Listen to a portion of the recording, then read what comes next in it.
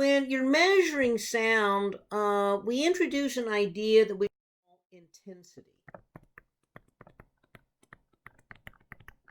So the intensity is going to be equal to the power per area. Now this is actually true for all kind of waves. So I could have had this for other waves too, but power per area. And so, for example, outside the Earth's atmosphere, the intensity of sunlight. Now, remember, sunlight is light. Light's a wave. Intensity of sunlight outside the Earth's atmosphere is about 1,400 watts per square meter. That's something we call the solar constant. So that's an example of intensity of light. Well, intensity of sound is the same way. You can measure the intensity in power over area. And so that's one way of doing it. Well, it turns out that's not really an overwhelmingly useful way of doing it, because the way that your ear works is that as this power increases, as you get to higher and higher powers, you end up not being able to differentiate as much. For example, at low levels of power per area, like 10 to the minus 6 watts per square meter, then double that sounds a lot louder. Well, it sounds double, but if you get up to 10 to the minus 4 watts per square meter, if you increase by the same amount, it doesn't sound as much louder. You have to double that. So that means that your hearing is really logarithmic, not linear. And so a much better way of measuring sound intensity is what we call a relative measure. And in particular, it's a sound level. And so the sound level we define as lowercase Greek beta as 10 decibels log I over I naught. I naught is defined to be the threshold of human hearing.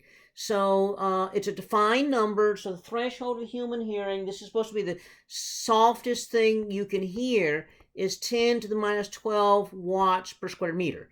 Now, as often happens, this is a definition. There's very few people that actually can hear at that level unless you've never been exposed to loud sounds, you've never worn headphones, never been in traffic, never heard loud music, never been jet airplane, anything like that. Then you're young, have crisp hearing that's never been exposed to loud sounds. Then you might be able to hear 10 to the minus 12 watts per square meter. But anyone that lives in an industrialized society can't really hear that softly. But that's defined to be this softest level. Now, so if you actually put a sound level of 10 to the minus 12 watts per square meter into this equation up here, notice log of 1 is 0, and so that means that if the sound level is 0 decibels, that means that is 10 to the minus 12 watts per square meter. Okay, so if you put a sound level of 10 to the minus 11 watts per square meter in there, okay, then the beta is 10 dB log I over I naught. Well, that means that I over I naught is 10. Log of 10 is 1, so that means this is going to be 10 decibels. Okay, so let's imagine we put, I equals 10 to the minus 10 watts per square meter in there. So the sound level is 10 log I over I naught. Well, now I over I naught is 100. Log of 100 is 2, so that's going to be 20 decibels. So log 10 to the minus 9 watts per square meter. Okay, now we have I over I naught is 1,000. Log of 1,000 is 3, so that's 30 decibels.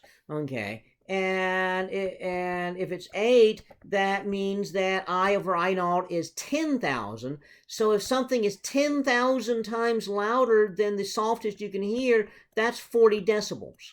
Okay, so this is how this works. Should also point out that cats